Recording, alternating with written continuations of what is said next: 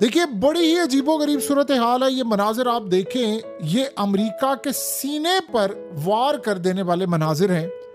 आज वांग यी चाइना के फॉरेन मिनिस्टर ने जाकर सीधे मोदी से मुलाकात कर ली।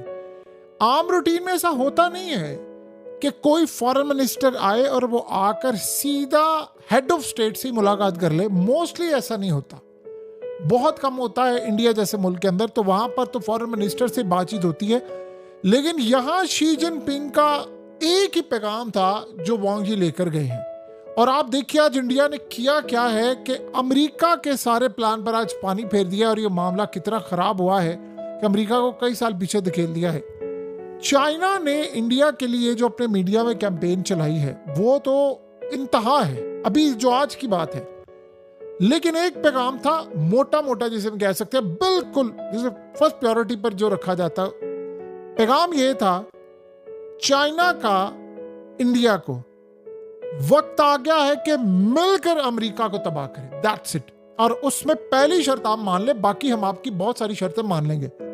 इंडिया ताइवान से ताल्लुकात नहीं बढ़ाएगा और ताइवान चाइना का हिस्सा है। अब आप सोचें कि वांग यी वहां पर आया है और इंडिया ने बयान दिया है हमारी ताइवान पर कोई पोजीशन चेंज नहीं हुई।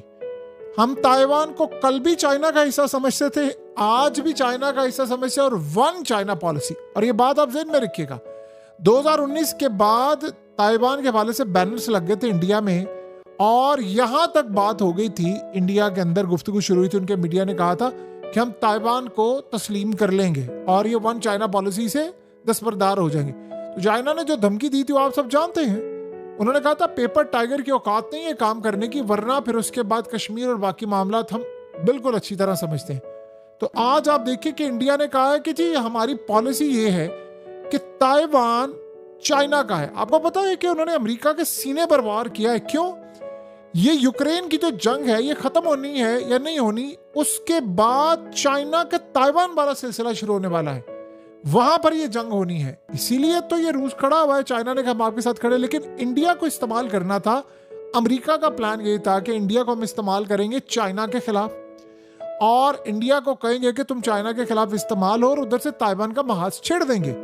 और इवन के इंडिया को इस्तेमाल किया जाएगा ताइवान के साथ ताल्लुकात के लिए, बहुत सारी चीजों के लिए। इंडिया ने वो बाजी ही सारी पलट दी और इस सूरत हाल में उन्होंने कह दिया जी हम तो ताइवान को सिर्फ चाइना का हिस्सा समझते हैं, बावजूद इसके कि उन्होंने ताइवान को कहा कि आप सेमीकंडक्टर की फैक्ट्री इंडिया में आकर लगाएं। यानी आप अंदाजा करें, तो चाइना ने अब कह दिया है कि फैक्ट्री फुक्ट्री भूल जाए। उन्होंने कहा ठीक है जी आप जो कहेंगे हम आपके साथ है,